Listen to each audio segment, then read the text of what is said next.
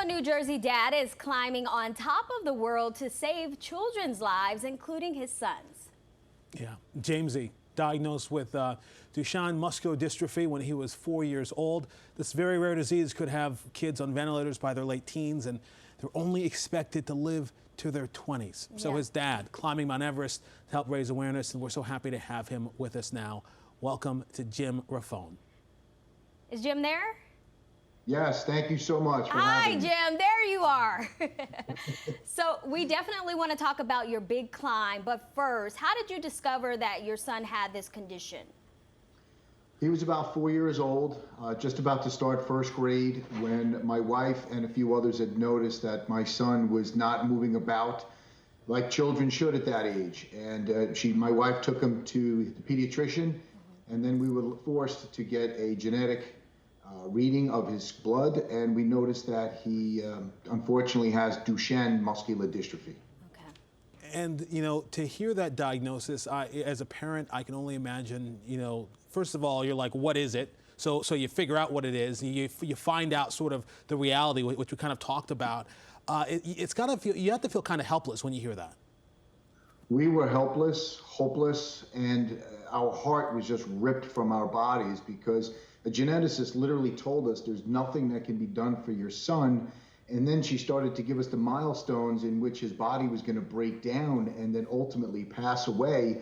And no one had ever spoken to us, or we'd never heard about Duchenne muscular dystrophy before. So this was a whole lot to digest in a 15-minute interview with a geneticist. So I'm sure your son, Jamesy, as you guys referred to him, is excited about this. But first, tell us, why Mount Everest and how is training going? Well, thank you. Yeah, so James is very excited. As I come to find out, he's been telling all his classmates about it.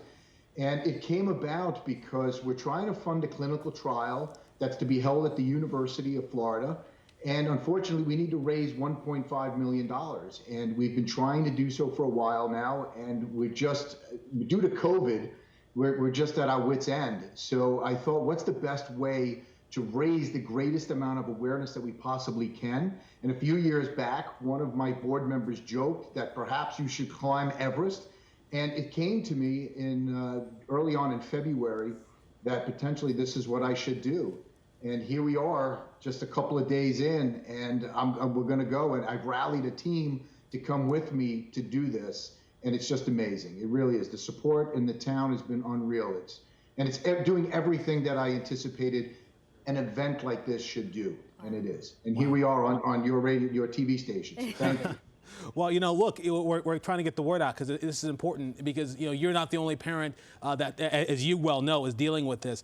So you started this charity. It's called Jar of Hope. You're trying to sort of help find a solution to help kids like your son, help your son and many others.